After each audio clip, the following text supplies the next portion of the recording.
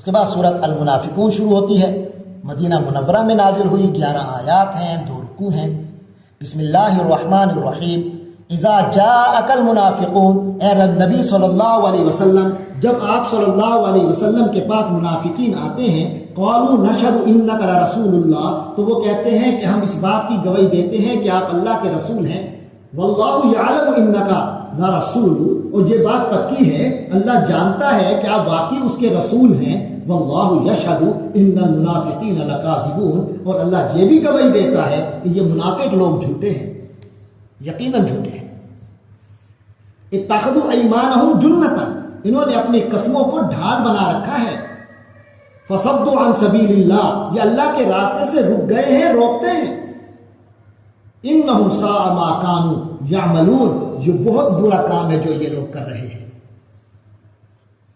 ذالک بانہم آمنوا ثم کفروا، یہ ساری باتیں اس وجہ سے ہے کہ یہ شروع میں بظاہر ایمان لے آئے، ثم کفروا، پھر انہوں نے کفر اپنا لیا، پھر کافر ہو گئے، فطبع علی قلوبہم فہم لا یفقہون، پس یہ سمجھنے تو ان کے دلوں پر مہر لگا دی گئی، فہم لا یفقہون، پس یہ سمجھنے سے عاری ہو گئے، حق بات کی سمجھ نہیں رکھتے۔ وَإِذَا رَأَيْتَهُمْ تُعْجِبُكَ أَجْسَامُهُمْ،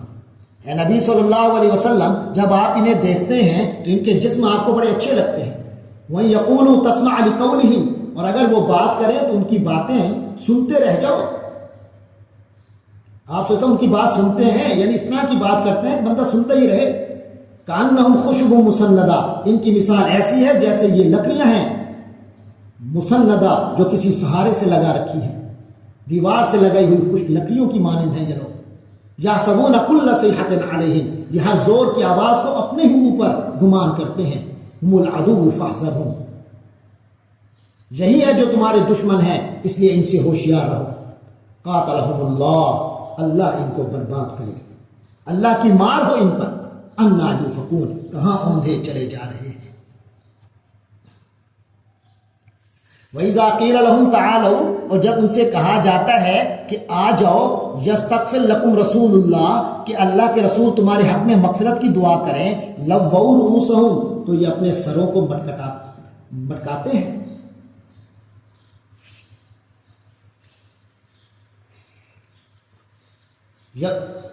وَرَأَيْتَهُمْ يَصُدُّونَ وَهُمْ مُسْتَكْبِرُونَ، اور آپ انہیں دیکھتے ہیں کہ وہ رک جاتے ہیں تکبر کرتے ہوئے، بڑے گھمنڈ کے عالم میں بے رخی سے کام لیتے ہیں۔ سواء علیہم، ان پر برابر ہے، استغفرت لہم ام لم تستغفر لہم، اے پیغمبر صلی اللہ علیہ وسلم ان کے لیے برابر ہے کہ آپ ان کے لیے استغفار کریں، مغفرت کی دعا کریں یا نہ کریں۔ لن یغفر اللہ لہم، اللہ انہیں ہرگز نہیں بخشے گا۔ ان اللہ لا یہدی القوم الفاسقین، اللہ تعالیٰ تو زبردستی، یقین جانی اللہ ایسے نافرمان لوگوں کو ہدایت نہیں دیتا کہ زبردستی ہدایت ہے ان کو۔ ہم الذین یقولون لا تنفقوا علی من عند رسول اللہ حتی ينفضوا، یہی تو وہ لوگ ہیں جو کہتے ہیں کہ اللہ کے رسول صلی اللہ علیہ وسلم ان لوگوں پر خرچ مت کرو جو کہ اللہ کے رسول صلی اللہ علیہ وسلم کے گرد جمع ہو گئے ہیں، یعنی جو لوگ رسول اللہ کے پاس ہیں ان پر کچھ خرچ نہ کرو، یہ ایک دوسرے کو سمجھاتے ہیں، یہاں تک کہ یہ خود ہی منتشر ہو جائیں گے، حتی ينفضوا، وَلِلَّهِ خَزَائِنُ السَّمَاوَاتِ وَالْأَرْضِ، حالانکہ آسمانوں اور زمین کے تمام خزانے اللہ ہی کے ہیں، وَلَكِنَّ الْمُنَافِقِينَ لَا يَفْقَهُونَ، لیکن منافق لوگ سمجھتے نہیں ہیں، یہ حقیقت کا ادراک نہیں رکھتے۔ یقولون لئن رجعنا إِلَى الْمَدِينَةِ، اور یہ کہتے ہیں کہ اگر ہم مدینہ کو لوٹ کر جائیں، لَيُخْرِجَنَّ الْأَعَزُّ مِنْهَا الْأَذَلَّ، تو جو عزت والا ہے وہ وہاں سے ذلت والے کو نکال باہر کرے گا، جو طاقتور ہے وہ لازماً نکال باہر کرے گا وہاں سے ان کمزور لوگوں کو۔ یہ وہی بات ہے جو عبداللہ ابن ابی نے کہی تھی اور پھر اس سے مکر گیا تھا کہ اس نے کہا تھا نبی پاک صلی اللہ علیہ وسلم اور صحابہ کے مقابلے پر اپنے آپ کو وہ عزت دار سمجھ رہا تھا اور ان حضرات کو کمزور سمجھ رہا تھا، تو اس نے کہا تھا جو عزت والا ہے وہ کمزوروں کو نکال دے گا، لیکن بہرحال اللہ تعالیٰ کی کیونکہ عزت ہے، تمام عزت اللہ کے ہاتھ میں ہے اور اللہ والوں کی ہے، تو اس لیے پھر نتیجہ یہ نکلا کہ اللہ اور اللہ کے رسول صلی اللہ علیہ وسلم کو تو وہ کچھ نہ کر سکا، خود بدنام ہوا، خود ہی ذلیل ہوا۔ تو فرمایا وَلِلَّهِ الْعِزَّةُ وَلِرَسُولِهِ وَلِلْمُؤْمِنِينَ، حالانکہ عزت تو اللہ ہی کو حاصل ہے اور اس کے رسول کو اور ایمان والوں کو. وَلَكِنَّ الْمُنَافِقِينَ لَا يَعْلَمُونَ، لیکن منافق لوگ یہ نہیں جانتے. یا ایھا الذین آمنوا لا تلھکم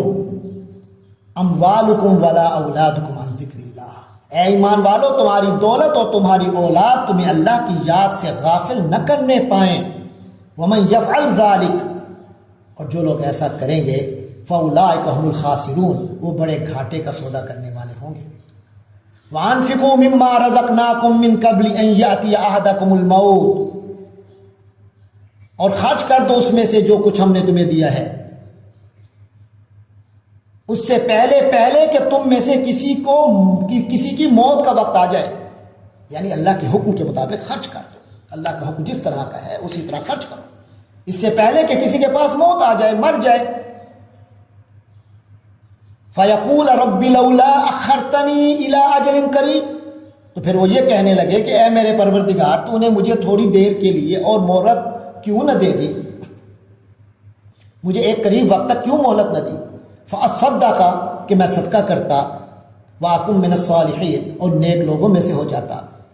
وَلَن يُؤَخِّرَ اللَّهُ نَفْسًا إِذَا جَاءَ أَجَلُهَا، یاد رکھو کہ اللہ ہرگز مہلت نہیں دے گا کسی جان کو جب اس کا وقت معین آ پہنچے گا. وَاللَّهُ خَبِيرٌ بِمَا تَعْمَلُونَ، اللہ تو اس سے باخبر ہے جو کچھ تم کر رہے ہو.